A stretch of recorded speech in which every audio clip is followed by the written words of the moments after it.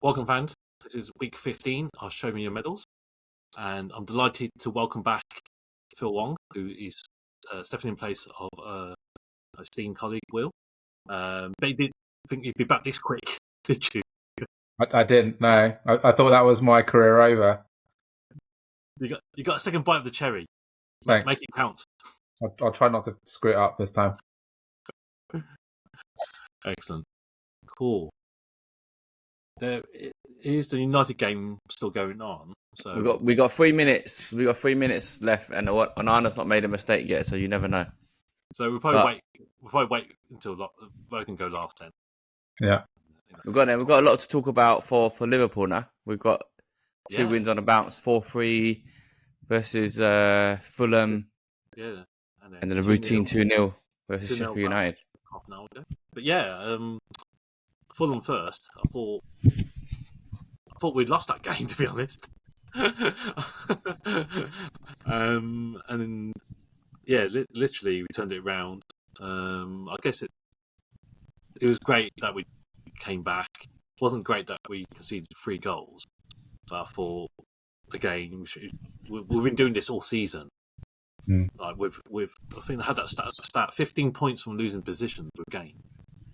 So while that's good, it's not a good sort of trend. You don't want to keep going down and keep coming from behind. And winning games that way, even though it shows good character, resilience, you want to be leading from the front, controlling the game. But yeah, I thought the goals are really good.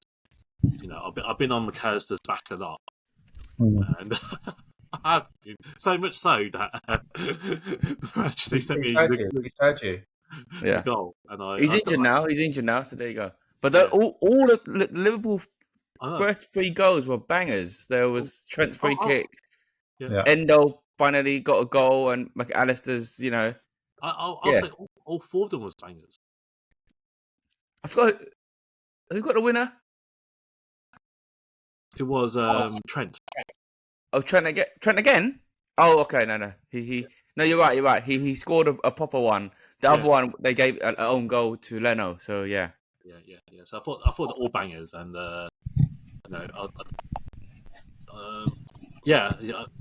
really good result. I know it was just Fulham, but they played actually really well.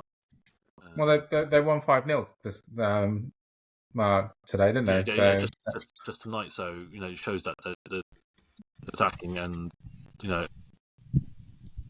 good result, but I think we're just going to be a bit careful. Like we're not always. We're not always going to get away with it. Is the thing. Yeah, but then those are you had the lead twice, lost the lead twice, then 3-2 down to come back 3-3, Endo's goal, and then 4-3. Those games are going to happen. Look at Arsenal. Coming what the result that they had. Those I guess to Luton. Again, getting the lead, losing the lead, and 4 goals to beat a Luton, and again last minute goal. So those are the games are always going to take like that. And obviously the City game just finished. They're on 3 draws and a loss of their last 4 results now. So everything is falling into place. It's just Arsenal and Liverpool's. Yeah, it's just Arsenal aren't losing. And what'll be interesting is when does Liverpool and Arsenal play each other? Because then that would be soon, December 23rd. Yeah, so that's a good game. That's going to be a good banger, isn't it? Yeah, December 23rd. Currently they're 5 points ahead. Yeah, but we got a game in hand. Okay. And you get a clean sheet today, but obviously, like we said, 3 goals on Fulham. But then Alisson's out for a little while. Yeah, we mentioned Gallagher. We talked about it last week. I was a bit worried about that. Yeah, he was pretty poor against Fulham anyway. Yeah. I think that's probably a bit nerves, maybe, and a bit rusty. But he did all right tonight. He made probably one really good save, that 1-0. Tonight probably made it a bit harder than we did. 2-0, but we scored in the 95th minute. So I guess we were in sort of control, but 1-0 is a dangerous scoreline. Mm. Yeah, because anything can just turn. But Keller saved us, and then Nunes missed a one-on-one. Did you As see he it? always does. Yeah, As he always does. yeah, That guy's a funny man. He can look so good, like his movement, his positioning, everything can look so good. He gets in all these positions. Composure, isn't it? Yeah, and then the finishing is just finishing's it's just not awful. there. I feel that his all-round general game of running in behind, creating Yeah. chances.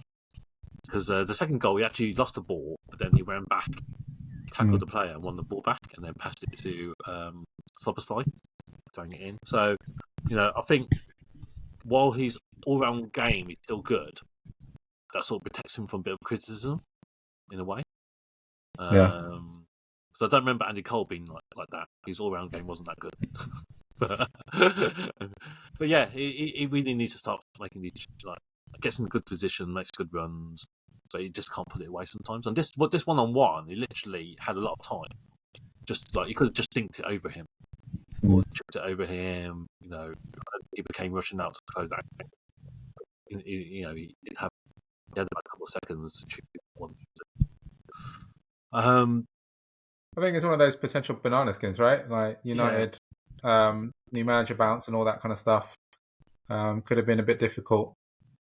Yeah, definitely.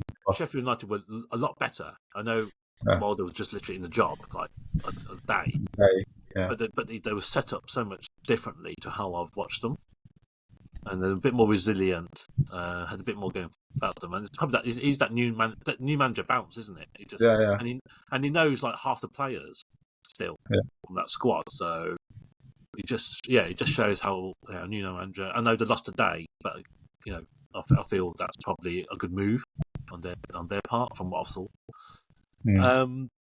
But yeah, I think the City results just really helped us, and I've just I just would have liked Arsenal to draw that yesterday. Exactly, man. Why didn't Luton keep that 3-0? It would have been. I know it was literally. Will wasn't around. It'd probably be insufferable right now. Yeah. It's probably good he wasn't. I had all my troll messages ready already, and I was like, "Oh, he's gonna fit." And then, there goes my evening. But yeah, and Ross has done that twice, isn't it? Hasn't he? This season. Yeah, Rice. Yeah, he does. So there's 105 million well spent on Rice and Kai Havertz. I think he's two goals in the last 3 games now. He's picking it up. Vital goals as well. So. Arsenal's kicking in gear. Every week I come here, I'm waiting for that Arsenal to slip, and it's not happened yet. And they were close, top of the league and whatnot. So but we've been to this place last year when they were top of the league. They've given it large, been insufferable. Yeah, remember last year they were top of the league for 86% of the time or something silly like that. So yeah, we'll see how it goes. But 2 wins. Yeah, can't ask for anything else, and then we've got some tough, tricky fixtures coming up. But I think we'd be happy in the place that we are, and it's not like we're playing badly. I think that's it, right? Like it's over the course of the season. If this is your bad patch, then you're doing all right. Yeah. So it's good. We're coming on it again. Liverpool still only one defeat. Arsenal 1 defeat. Top of the league. Aston Villa's up to 3rd now. Yeah, they got 3 losses, and City's got 3 losses. So and onto the busy December period. So see how it goes. So far, so good for both teams. They do say to win the league, you can't have more than I think it's 3 to 4 losses. Yeah, that's like the sort of guidelines. And generally, if you don't, United's on 3 already. I mean, City's on 3 already. So are we writing them off soon after 2 more then? Well, that's the thing, though. You can't you can't write them off, but I think the stats do show literally, I think 3 or 4 max you can lose. Yeah, and that's it. Yeah. Otherwise, and then you're unless you have a record like United have no draws. It's a mad one though. Like after last season, like we were saying, like to get the quad 4 in a row is so difficult, and literally City showing those that all these cliches are true then, because they're not performing like how we expect City to perform, isn't it? So I think winning the treble really took it out of them, even though it's a great achievement. It's what we said about Arsenal, maintaining that sort of momentum, and Liverpool did it. We did it for 2 seasons, and then we dropped off. because it's just so hard to keep that level. Well, I mean, what City's good at is going to continually refreshing their squad, right? Like it doesn't really matter if they've got a world beater that Pep will just say like, I'm getting rid of like these positions, bring in new people, and they'll continually do it. And I think the difference is, well, maybe aside from Liverpool, like the other clubs, you can spend like 60, 70 million on a player, but that player has to work for that season, otherwise you're screwed. Whereas like City don't really have that. They have the luxury to wait for their 67 million pound signing to come through. Get used to the way the Premier League is and kind of kick on. Whereas but clubs like Arsenal and Spurs need to see the return quickly. There is no time to have to hit the ground running, and that's not always going to be the case. But Rice has literally come in and like but I think because he's homegrown, like based in played in the Premier, I think that makes it easier. It's like it's the same like Rice, Maddison, those guys are instantly making impacts. There's no like leads in time for them, but it's rare, right? You're not always gonna every season find someone like that is gonna give you that bump. So, well, that Maddison, that takes us nicely into Spurs, because your dip in form is in correlation to Maddison being out, right? Yeah.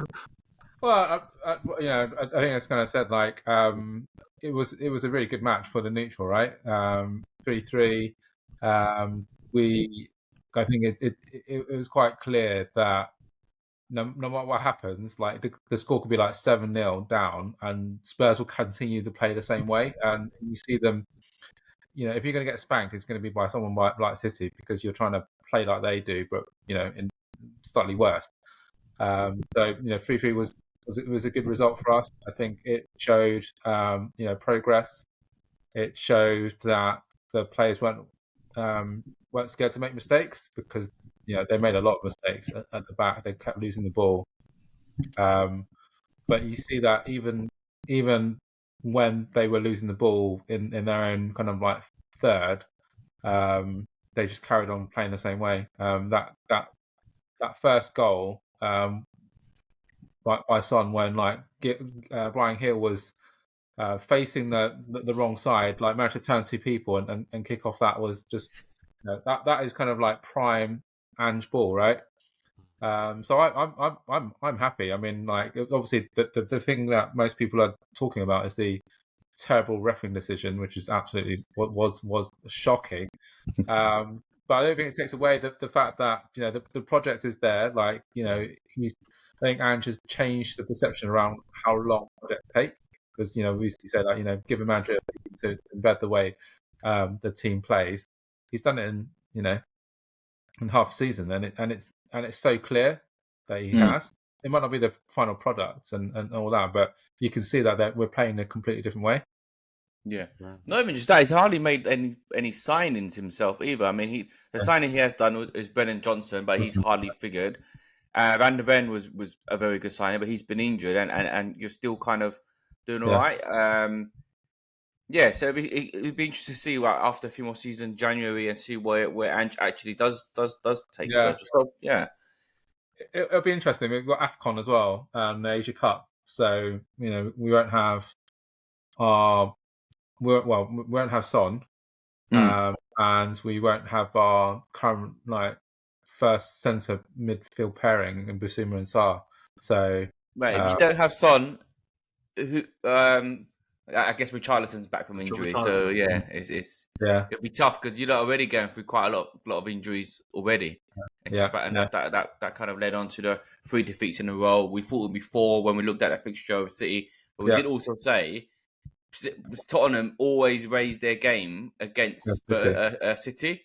They've got like 4 wins, in the last 3 years in the Premier or something. So a great record. It's just like literally their bogey team, and Son just opened the scoring nice and early, scored on the other end. And then the replacements did it right. Lo Celso took his goal really well. Really well. I'm sure he had like some weird, like insane stat where like he basically didn't misplace a pass or something like that. Yeah, Yeah, he played really well. The sales stuff for you guys like a little forgotten, man. Like Dave, like literally forgot he's still around. So Yeah, someone else which Phil mentioned is yeah, Brian yeah, Hill as well. Brian Hill. Yeah, he's still around. And yeah. Well, if anyone's going to turn the play around, then it's Ange, isn't it? yeah. Who you guys got to? Is it West Ham? Okay, West Ham. Yeah, West Ham. yeah, Incidentally, I think West Ham are our baby team as well. We always do terrible against West Ham. That'll be a good game. Yeah, I think it could pick up again. Like I said, you had a 3-game skid of 3 losses, but that City result is gonna, it's a nice little break into the West Ham game, and then Newcastle after that. So yeah, it's looking I mean, alright. it was obviously like we're not probably not going to spend much time talking about Villa, but like I thought the City result was good, and then Villa do one better and beat them. Like Emery is like it's miracles right now. Yeah, it's done everyone a favour. Yeah, amazing. that team is like hard to beat. Yeah. It's just on again, they could just run into the skid that we were talking about and then go on that little bounce. Remember, like Brighton were kind of flavour of the month, and they've kind of tailed down a little bit. So Villa on again down upward trend, but yeah, we'll have to see how that one where they end up. But yeah, I think Emery and at Spurs and Villa kind of showing a good manager, good belief system, and all of that can take you, which is probably something that's not happening at Man United. Well, it's fun about score. You won, right? Yeah. Ten Hag has a system, but for some reason he just can't implement it at United. He won that system. He said he ain't got the players, hasn't he? So whatever they're playing, like that Newcastle game was really bad, really bad. It's as bad as Rashford's performance kind of thing.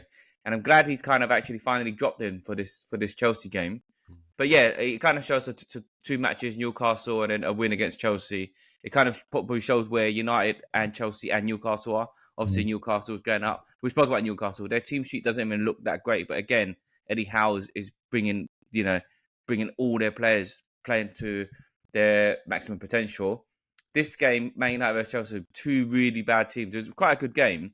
But the finishing of Chelsea was so bad. If you guys see the highlights afterwards, was it like that Nicholas Jackson is like way worse than Nunes, and and Nicholas Jackson had a few chances. Sterling's poor decisions and Modric as well. They just literally like fraud footballers. They have so many chances. So Chelsea actually had. It could have been like a 3-3 type game. Bruno had a penalty, missed. And Robert Sanchez in Chelsea's goalkeeper, he's bad. His kicking is awful. You go, and they always persist with it. The amount of misplaced passes he goes straight to United, and they're back on the attack. Yeah, it's about 3 or 4 times just this match, and it's like they said the modern tactic, just keep persisting with it. So. We keep talking about these keepers, like Arsenal keeper problem, Man United, Chelsea.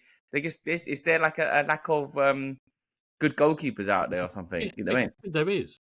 I think there genuinely is a lack of like goalkeepers, not just in this league, but like all the other leagues in Europe. I guess so. It's strange. I don't know if we look at nostalgia, but if we go back and we can name a few proper good keepers, going back 2, 3, 4 years ago, right? Whereas now, they're they're few and far between, isn't it? Everyone's just struggling to find their top goalkeeper that can keep for ages. Is it more because like what you expect from a more modern keeper? I think so. I think basically if Robert Sanchez wasn't expected to kick out and play out, he'd be better than he looks. If that makes sense. If you just kept Robert Sanchez, he was just a shot stopper, right? Yeah, just a shot stopper. He actually is a decent shot stopper. You know what I mean? But it's I take your point on that because now I'm saying I'm criticizing his kicking because he's made to kick. And it's like if you're forcing a non-confident kicker, I mean, I always say a lot of people, the goalkeepers are probably professional goalkeepers because they weren't that good at football, but still want to play football, right? And it ended up being a goalkeeper. You get what I mean? So now you're forcing them to kick the ball. It's like the whole like Joe Hart at City thing, right? Like when Pep like moved him out because he didn't play in the system that Pep wanted to play. Like he technically wasn't good enough to distribute the ball. Yeah. But who is a good keeper who's looked really good is Spurs keeper Rosario. He made a great one-handed save. I think it was from his mistake again, though. He kind of Yeah, recovered. it Was it a kicking mistake? It might have been again. He tried to kick it out, or not? Yeah, it was. Yeah. I think, he kind of like tried to play it, didn't he? Yeah. And And then literally kicked it, but a great save, like great one-handed save. So he's actually been really good after a small shaky start, but since then he's been fairly solid, didn't he? He's one like he needs to improve his distribution. Like he's okay with, but it's definitely something he can work on. But very, very good reflexes, and good agility as well. Yeah. Is Hugo Lloris still lingering in your team, by the way? Yeah. I think he's injured. Oh, he's injured. Okay, so I don't remember recalling him leaving yet, and he's on the tail end of his career, isn't it? You think about replacements for Onana? What Onana?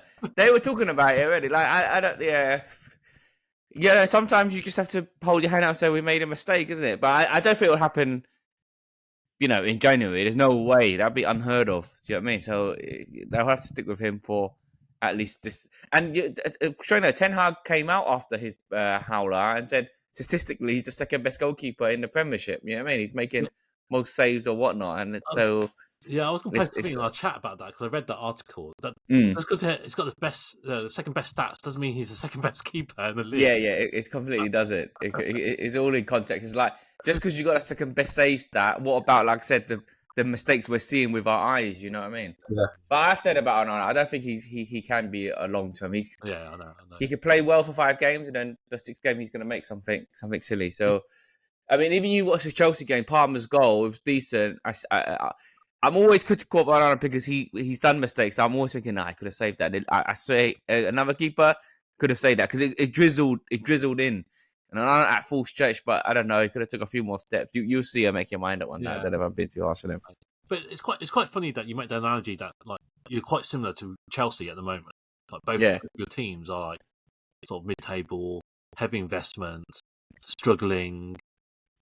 This match. This match, you look at it's like battle of the 2 banter clubs. They were just terrible. Like just couldn't finish. We don't know. Chelsea's just hot and cold, isn't it? It's more cold than hot, but they need a finisher. Like they Jackson is really bad. They need that in Gonku back or something and see how it goes. Yeah. Because they could have tucked away about 3 chances against United. Yeah. So, that lucky hat trick he scored against Spurs. Well, I was going to say anything. Well, that was that kamikaze defending that led to that, really. So yeah. So yeah. Worst hat trick in the whole of the world. Yeah, or easiest. In the whole. But on United, who's United got next? So let's get a bit more difficult. All right. Bournemouth. No, where am I? Bournemouth, and then we got Liverpool on the 17th of December, Dave. Yeah. So that's the noodles. We need to get our spicy noodles at the ready, yeah? Get ready to eat it. But you love it anyway, so it's not really a test. But Bournemouth are an informed team, aren't they, at the moment as well? Are they? Somewhat. They won today. Yeah. Actually, when you say informed, I mean they've won 3 of the last 5 matches. Okay, so they beat Newcastle 2-0. I forgot about that, but that was Newcastle's thingy. We got Newcastle. West Ham. That's it on the football front, really. Spurs play tomorrow. Liverpool 2 wins out of 2. United poor against Newcastle, but got the win tonight. Gladly got the win against Chelsea, really. So inconsistent again. Is that's how we have it. Do you still think that whoever's top at Christmas is going to just see it through? No, my pick now is I think Liverpool. I think Liverpool will. Yeah, I fancy Liverpool. I think I have to maintain that Arsenal's not going to do it. I wish Arsenal don't do it. I would prefer any other team to win it except for Arsenal. I just like that prolonged misery that they have, that they always go on about that invincible years, and that's all they got to cling on to. And last year I was like, oh my god, it's going to happen. They're going to do it, and they didn't. So this year the skid has to come. You know what I mean? Yeah, I could see Arsenal City catch them and overtake them again like last season. I don't think they've learned anything from last season. I think I think the same trend. Build up a bit of a gap. and then choke towards the end. And City and Liverpool have done it before. We've chased down City, and City have chased down us. Yeah. So a bit of experience there. I just don't think, Arsenal still got the legs, and now they've got Europe as well. So Yeah. I think that's taken a toll on them. Yeah. So I still fancy us, and we've got the Japanese player as well. So. You know what? It's gonna come true. And look, he got that equalising goal. You know what I mean? That Klopp thing of or having always winning the league with a Japanese player. Signed him, came on substitute, and then he scored that vital, great goal. He came on 83 minutes. Yeah, and then he scored the goal on 87. So we kept joking that as soon as he signed Endo, should have went to the bookies, Dave, and banged some money on Liverpool, and I know it could come true. And he started this today as well. He's going to start now because McAllister's out. So I always feel we're better with Endo in the team, even though he's a bit of a picks up a yellow in every game. I feel that he's a natural number 6 for us, and we sometimes need that protection. But yeah, it's probably going to get a good run of games now. So. Good. What do you think then, Bill? You still?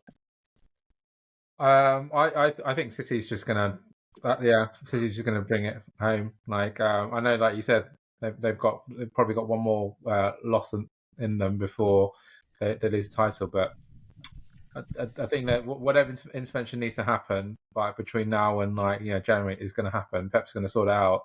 I don't know they're going to buy in, or they're just going to fix their team and stuff like that, and it will just all the other teams will just fall in the wayside, including Liverpool. I hope not. Yeah, because like I said, of all the teams, Liverpool. Like, I don't want Arsenal to win. I don't want Man United to get the quad, 4 in a row. So, of the lesser evils, then Arsenal needs to be the one. So Liverpool needs to be the one. So yeah, we shall see. It's like Arsenal again, nice little cushion, 6 points ahead of City, and Liverpool's 4 points ahead of City. So, as of now, City is still favourites, evens. Arsenal 11-4, and then Liverpool 10-3. So 10-3, Dave. It's not too bad, Bad. But it's not as good as probably. We were probably like 6 or 7 at the start. Yeah, probably. Yeah. But yeah. And then you got Villa 22-1. Nah, 100%. What Spurs? 30-1.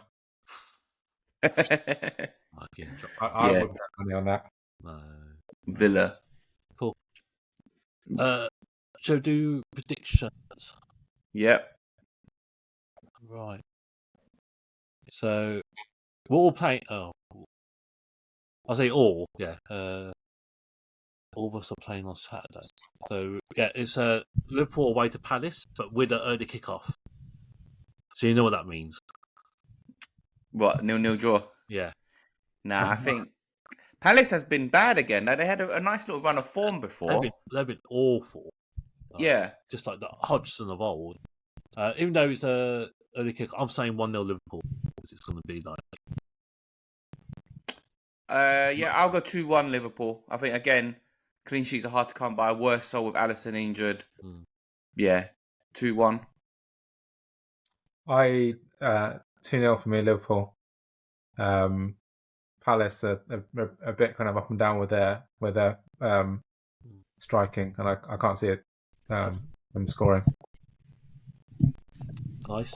And then later that day, it's United home to Bournemouth. United Bournemouth back on form. Onana clean sheet. Yeah, 2-0 United. I was going to say 2-2. Oh, I was going to go 2-2 actually. Like I said, like when you say that, it's not even a bad shout. Like I can actually see it happening. I can actually see a 2-2 happening. So I wanted 2-2. I'll go 1-1. Yeah. I think draw. And I can see United scoring first, and then scoring late to draw. So we've got a 2-0, 2-2, and a 1-1. When's the last time you actually backed United to win a game, Dave? I probably haven't. You probably haven't, haven't it? Yeah. I would do if they weren't so inconsistent and they weren't so shit in some areas.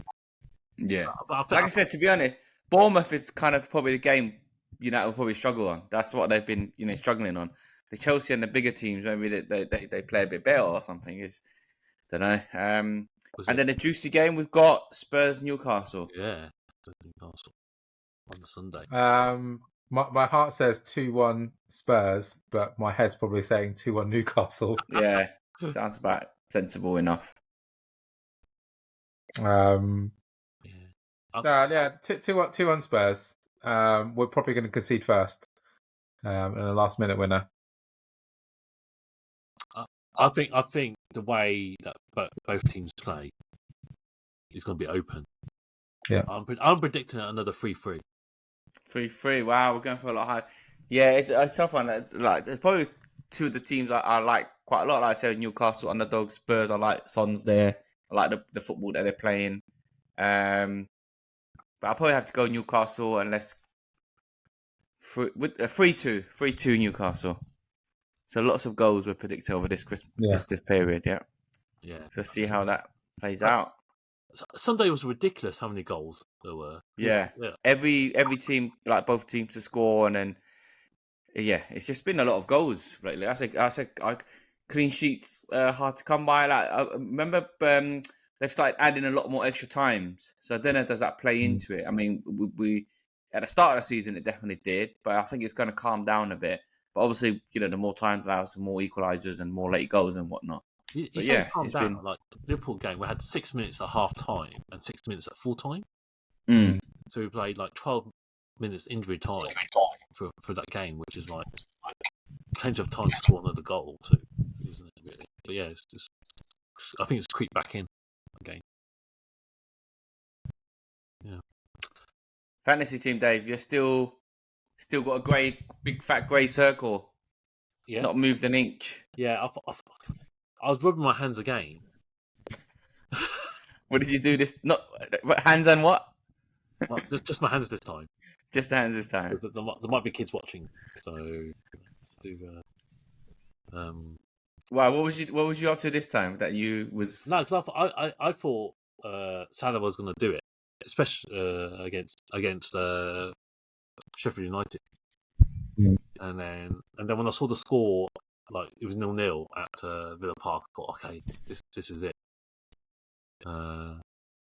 But then he didn't do it. But then I realised that everyone had captain Salah. What happened to you captaining Gordon last week? You bailed out. Bailed out. You know why I bailed out? Because Salah was one goal away from his 200, so he's like really, really. I want this like 200. Yeah. I thought he'd really be up for it. But it just didn't work out. So who did you end up going with? Salah. And he got an assist. He got an assist. And okay. And then I went. But this week all the captainers got cracked. Haaland and Salah didn't do anything. But I've just noted Phil Wong's got a wild card there, and he's got Isaac tomorrow. Yeah. So not Isaac. That's his kid's name. Isaac. Against Everton. Yeah, well, that I want to sound really tactical, but I actually just forgot to change my captain from last week. But now it sounds like it's a good shout. So is it? Yeah, okay, fine. So you might have to laugh this week, but last week you also had Isaac, and he only made 2 points. So it's it's good and the bad. Oh, you did well last week on your wild card. Taylor, Trippier. That was a good shout. Yeah, points everywhere except for your captain, really. Yeah. And then. And this week, if Isaac gets a goal or something, you're laughing. Everyone else is blanked. Your Virgil's 12 points. Okay. Pretty decent. It's also a week. It's also a week for you. That's all right. Yeah, Mitoma looking quite sad. That's my third sub, 5 points. But it's all right. I've kind of semi-given up already. Okay. Where are you in the league? Is that you can't be giving up? It's above me. I am 21st. Okay. Right next to Man. Do you know what? We laugh, but that's only like 30 points off the top half, Yeah. I know. But I've already used my wild card and my free hit. No, that's fine. Because the free hit is not fine, but the wild card, everyone has to use it before January anyway. Remember? Yeah. We get another one again in January. True. So you played that at a good time. And honestly, the league is still quite wide open because I remember I was like by the like second, third, or fourth, and now I'm like tumbling down to 10th, and I'm only, you know, I'm kind of only what like 50 points ahead of you, Phil. It's still there, still all to Still play there. for. Still Yeah, might make it on the table. Yeah, that's why still I make it on the table. That's why I'm coming back. I bought in Hwang from Wolves. Yeah. He did. Might be a little bit too late though, but he's literally got I think 9 goals now. This so he's been smashing it. He's gonna get to double digits. Hmm. So yeah, I'm glad he's doing good. He's doing good. Yeah, but no favoritism there. No favourite whatsoever. Like Huang and Endo. Yeah, but still no favoritism. no favoritism. But yeah, you're tumbling down the league. What's happened? You taking I'm your eye off? tumbling down. I can't seem to get a good captain going. I've got like, it's just my defense looks terrible. I've got this Murillo guy. I basically doubled up on Villa defense, but actually I just and like Cash and Martinez, and they haven't got me anything. But I just noticed, obviously Martinez against the toughest team finally got me a clean sheet, and Cash doesn't play. So, but yeah, it's good.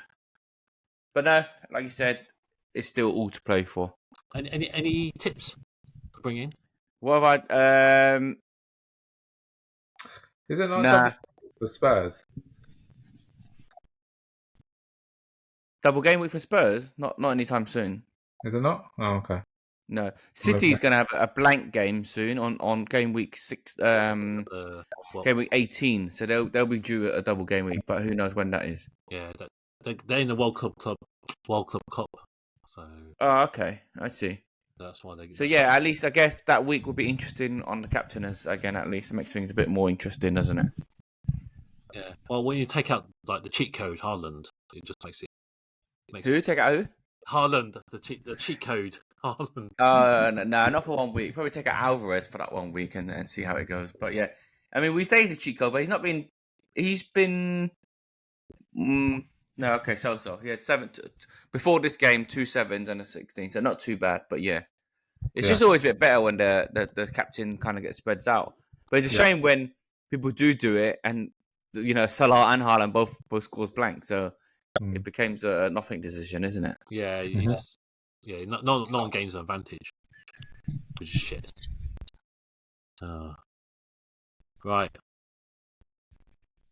Okay. 20 minutes. We probably won't take 20 minutes on this. So, disappointingly, we actually didn't get any questions from our usual buddies, but we shall revert back to. I think our friend from Thailand is boycotted. Oh, he's doing something today. He's playing sports. But we have my question that I submitted last time, and I've thrown in another one. So this one was I don't know. I think you guys have read it last time. Yeah. But, this is why we got Phil back. Yeah. Why? You don't keep joking about it. Has this actually happened? But Phil can elaborate soon anyway. Yeah. But it's like, if you made a mate to be a groomsman at your wedding, would you expect them to return the gesture when it's their wedding? And if they didn't, would it hurt that tiny little bit? I think Phil's answered this. Yeah, we're waiting for you, Phil. You're the only one who's been married. So it's funny. Will, like, this was after the show had ended, and Will said, asked Dave, what happened at my wedding. So, like, for context, Dave wasn't one of my groomsmen. I think Will expected him to be, and then he kind of made it a little bit awkward. It wasn't that awkward for me. Like, it is what it is. So probably the question is best posed for me, right? Because if obviously when Dave gets married, I'm more interested in going to the stag. But I wouldn't kind of expect it. I don't think it's fair to expect it. Like, time has elapsed between. Could have elapsed between like the two weddings. Your relationship might change. I don't think it's fair as an expectation. Would it hurt? I think, of course it would hurt a little bit because it makes you reevaluate whether your relationships are the same. Whether you like that person more than that person, that person likes you. But I wouldn't expect it. So Dave, feel free to not have me as your groomsman. I won't cry or anything. because I think like you got to do what's kind of best for you. So I don't think it's that awkward, but I can see why people get kind of het up about it. It becomes all really kind of like stupidly political, and I don't think that's I think weddings are very personal. Yeah, so you wouldn't expect it so much, but like you said, if you made someone your best man and it wasn't return the favor, there would be a slight guttedness a little bit, yeah. Like you said, you'd be like, I think there'd be an element of disappointment, and that's why I crossed it off straight away after that. Yeah, after that incident. But just to give a bit of context, because I think we haven't really explained it, but we joked about it. It wasn't really that a big thing. I felt because it was. I think you explained it to us right at the start. Anyway, you didn't have to, but it was on the back of Alex's wedding, and obviously you got married. Oh yes, you got so Alex's wedding. So me, Phil, and Rob were the groomsmen, and plus I think Alex's brother-in-law as well. And I think Phil got married the following year. Was that right? Was it the following year? Yeah. Well, definitely afterwards. Anyway, afterwards. Yeah. So, it wasn't. Yeah, it wasn't that long. And then, none of us was groomsmen. Right. But I think, but Phil, he came out of it straight away, and obviously, Jez, Steph. So it had to be Steph was his best man. Yeah. So I don't think we were expecting it. I think we just appreciated the explanation, even though you didn't have to give it. I think he's the kind of guy I am. Yeah, he's the kind of guy. I don't think there needs to be explanation as such, but I think that's a classic scenario of just because you're made groomsmen, that's one person's wedding. Yeah. When it's your turn, you might not necessarily return favor because your circle of friends are different. For example, someone might make a friend a groomsman because they haven't got that many friends, or their friend circle is quite small. Mm-hmm. So of the closest of friends, they're going to choose this person. But when that person chooses to get married, there's only so many groomsmen you can have or whatnot, and then they're unfortunately a bit lower than what they valued you, if that makes sense. You get what I mean? Because you might have a proper long-term friend, like you said, probably Steph and Jez, right? A more longer-term friend, and they'll take precedent over the others. You know what I mean? Whereas if they got married first, they'd be like, "Oh, Phil, be my groomsman." But so it has a lot of intrinsic things that you have to consider before you just suddenly be like, "Oh my god, I can't believe he didn't make me a groomsman." You know what I mean? Well, and I think like the other thing as well, like if I did ask Dave, then I'd be like, okay, well, why didn't I ask Alex and why didn't I ask Rob? And it's it becomes all of that. It's like, come as a group, and I think your point about you don't have to explain it to that person. I don't think you're not. No one's entitled to like an explanation, but I do feel like it makes it a lot easier. I think like if someone's maybe have some expectation of like what they might be doing or whether they're going to be going to the wedding, and you're aware of it, why would you not want to give your side and stop it from being a thing? It's very similarly like wedding invites. Like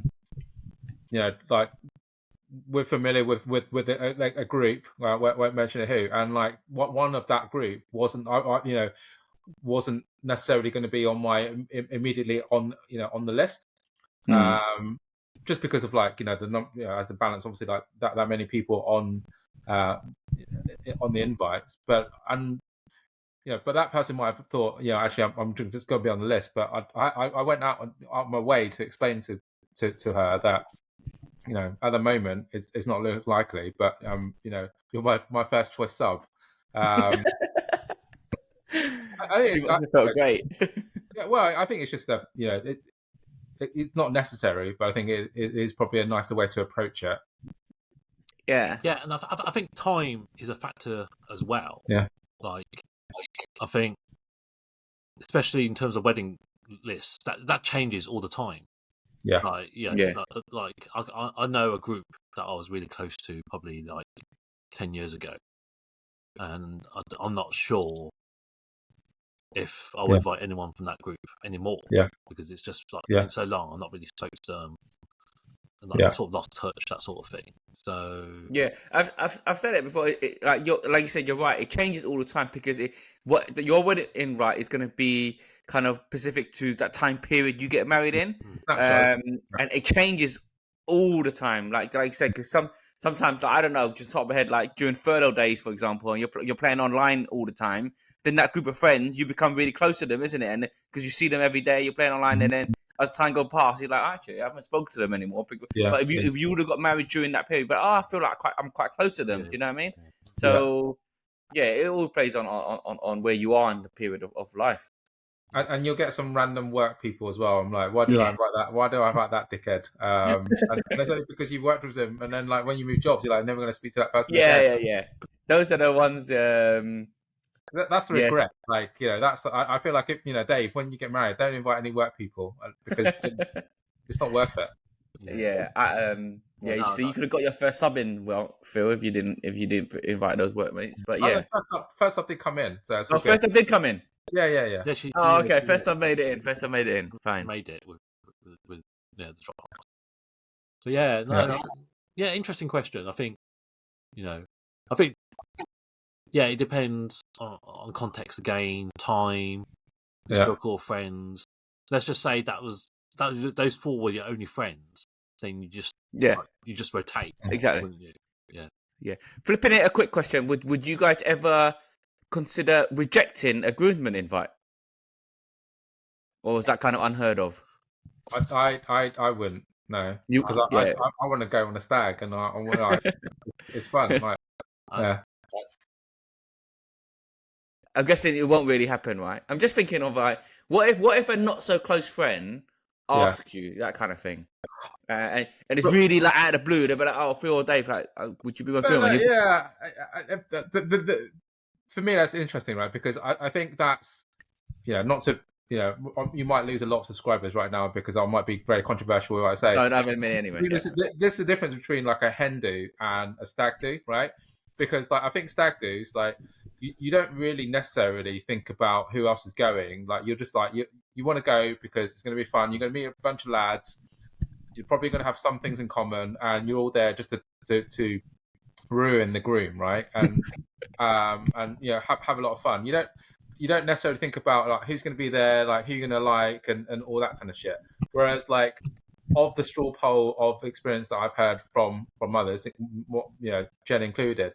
There's a lot more thought about whether they want to go and who's going to go and whether they're going to have fun and are they going to drink and all that kind of shit. And so, like, I think your question sounds like the thought process of like someone going to a hen do, like, someone I don't know. I don't care. I just want to go out and have fun. Like, it'll be fun either way. It doesn't really matter what the group is like.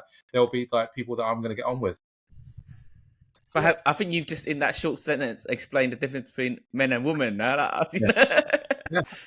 Because exactly what you said with the holiday stag do, we literally don't care who's there. Like, you're stag, all right, fine, count me in. You know what I mean? I'll bond with them there and then. Whereas a girl be like, oh, I'm not sure if they'll get on. And like, It's like when we all went to Vegas, right? I had like loads a mishmash of people. I'm like, it's gonna be fine. Like everyone's gonna enjoy themselves. Best stag ever, best night of our lives. Remember, right? Best day ever. Yeah. Best night ever. Here's another follow-on question. I guess it goes back to something we discussed a couple of months ago in our chat. I won't reveal the details, but would you go on a joint hen and stag do? We did from our friend from Thailand's one. We did. It was a joint in Vegas, so it kind of worked. I mean, it is. I think it's becoming more popular. I don't know because if it's the same circle of friends, I don't see the issue. Yeah, it'd be fine. You get me? Killing 2 birds, 1 stone. It was. We had a good time in Vegas. But so like. I guess like Dave's question is, would you go? Maybe would you have one yourself like that? Would I have one myself? That's a different question. No, I'm saying, I know. Would I have one myself? I would probably prefer not to. I don't know because the stag, isn't it? Stag, like what you just said about Phil, like stag count me in. It's like you're looking forward to all that. The whole dynamic changes when it's a joint thing. You know what I mean? So it's. But you just said everything has its benefits. Yeah, say again. You just said you just had a good time. I did have a good time. It didn't stop me having a good time, but it's going to be a completely different trip. It's like I'll give you examples. Like us, us guys going on a dinner and a night out, or having a couples night out, right? You know what I mean? Both are going to be fun, but of the two, which you prefer, right? Nice, you know what I mean? nice save. Nice Yeah, save. nice save. There you go. Dave, what are your thoughts? Yeah, I wouldn't. Yeah, I'm saying I would keep it separate. I think it's probably, it's something that I'm looking forward to, and soon, right? not soon. Yeah. I don't know. I think it'd be a bit funny in terms of dynamics. I'm not saying I'm going to bloody take my top off and run around the streets naked and all that. But just in case you did, right? Just in case you did what you're I saying. didn't want to. I didn't want them to see it. But no, on a serious note, I think it's important to. Yeah, I understand. That's why I asked, because a lot more people are doing it these days. Oh yeah, you're saying it is becoming a thing more often. It is becoming a thing, and I think maybe it's you get the basic of both worlds. In that respect, you still get a stag, but you get to spend it with the person you're marrying as well. But now I feel traditional and keeping it separate. All right, we look forward to it. Yeah, great. Looking forward to it. I think like what we're saying is like, if you add someone from a different sex in the party, it just moderates your behavior.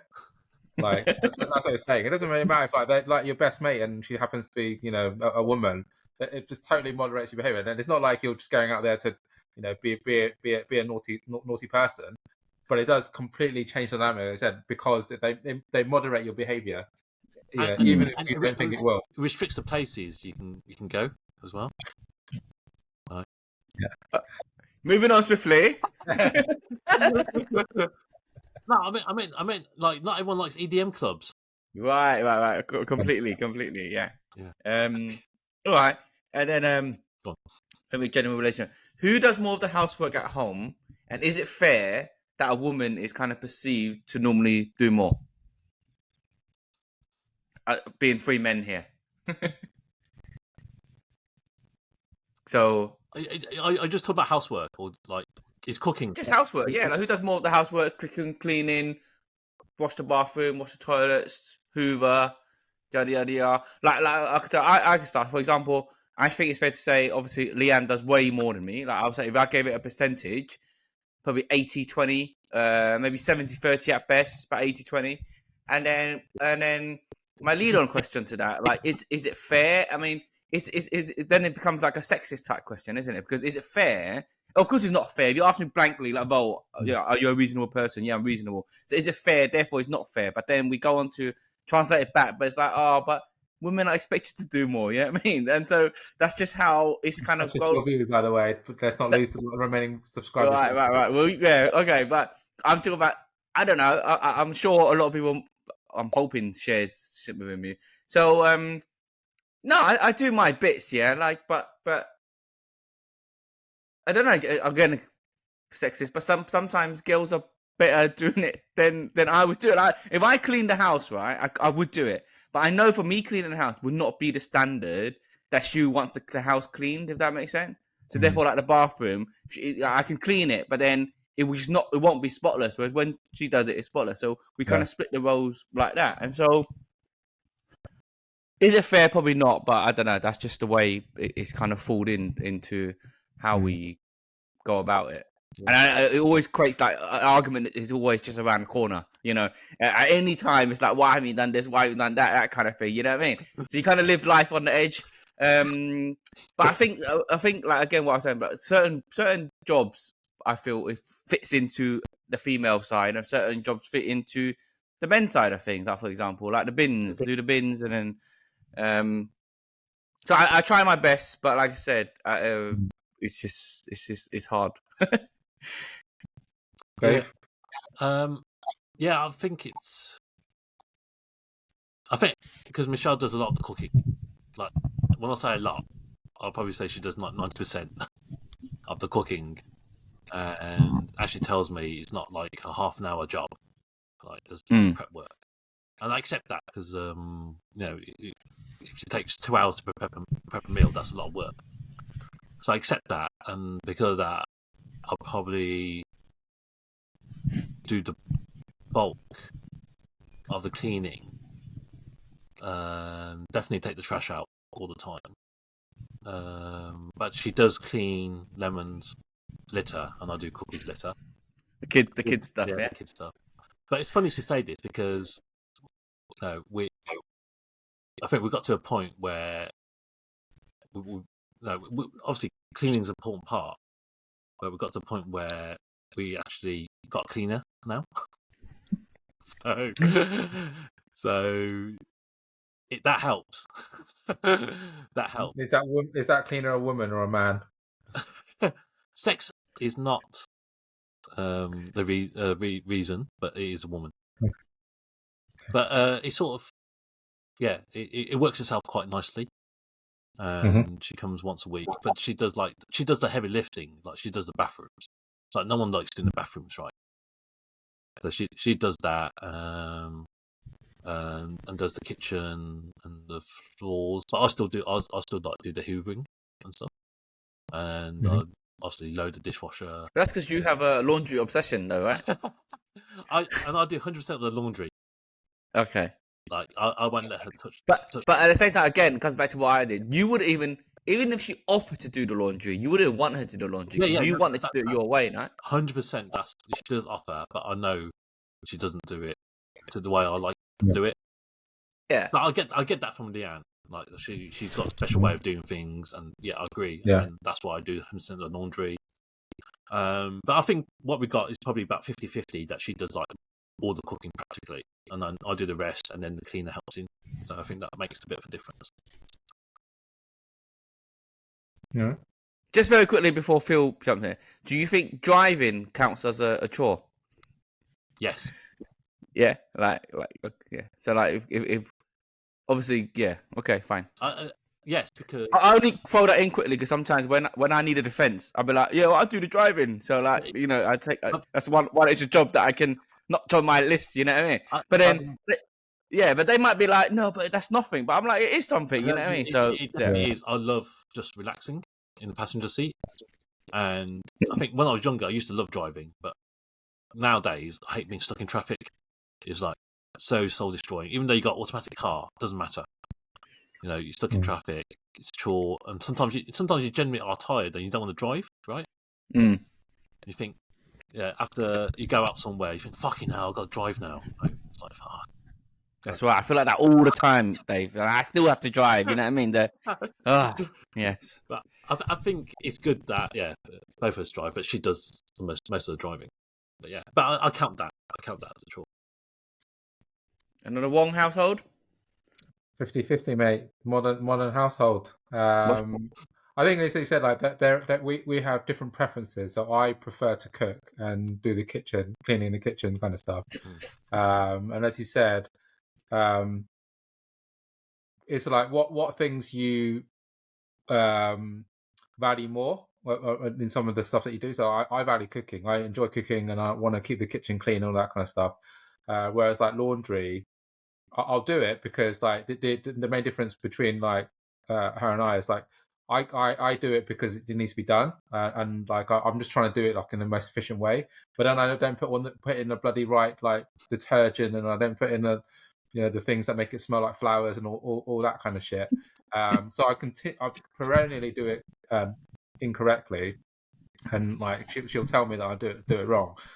But she doesn't do it. She doesn't do it fast enough. She doesn't do it like because I just want to get it done. I don't want to like spend hours or have the time to get it done right. But everything else is like kind of generally 50-50. I do most of the kind of the vacuuming and dusting, but she does the bathroom. And I think the other thing is obviously like getting the little one ready for school.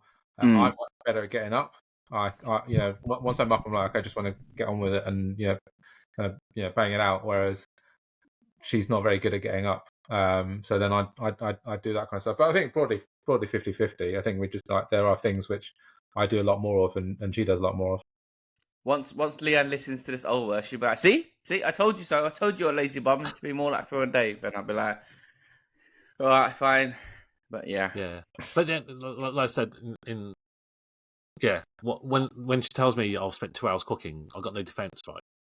Because she's literally spent that long. It's like, okay, then I can't. 2 hours cooking on the daily. Yeah. No cheap meals and quick meals for Dave, mate. I like my noodles freshly hand rolled and cut and made. And I'm not even joking. So I didn't think you were. 2 hours to spend a day is like pretty heavy going. Yeah. But he's got. But like I said, I do the trash, which is equally as tough because it smells. It's cold up. Yeah, I completely agree. Yeah. And it's like bloody, you go out, step out for a second, and you come back like soaking wet. And especially now, it's been so cold these last couple of weeks. It's like going to Everest. Taking trash out. I'm sure that's how all men feel when they're taking the trash out, Dave. Yeah. And then all the like DIY stuff as well. It sounds sexist, but that's a male-dominated role. I don't think we can complain too much of that one. You know what I mean? Well, you do 20% though, so you got it easy. What are you talking about? No, but when I said that, I do 100% off if a shelf needs to go up with DIY, but I didn't really include that. I'm talking more of the day-to-day things. Do you know what I mean? Keeping the house going, those kind of things. You know what I mean? But okay, fine. I'll take it to 32% then. Okay, Caveman Sue. Yeah. Stuck in the old ages, yeah. Yeah. All right, cool. Dave, outro. Outro. You criticised my outro last week. Put on spot. I think, thanks for listening. I hope you found that advice useful. And if you're a man, just help out a bit more. Yes, Dave. Your partner will appreciate it. And and if you've got any future stags coming up, do it separately. Okay. That's it. Like, comment, subscribe. We're here every week, unless we're not. So, Will is I didn't want to spoil it, but I have. Will is on his travels. So Will's still away for the next 2 weeks, so we'll have to we grab these we're scraping the barrel, but we've got a few people lined up. Great, it's like that a sub list, isn't it? Okay, but fine, we shall. They're gonna love being on the second sub, the third as sub. much as you have. But thanks Phil for dropping in again. It's been great having you on so soon again. Stepping in last minute, thanks. And no doubt we'll invite you back at some point again. But thanks for turning up. Cool beans. Good. Pleasure. All right. Have a good night, guys.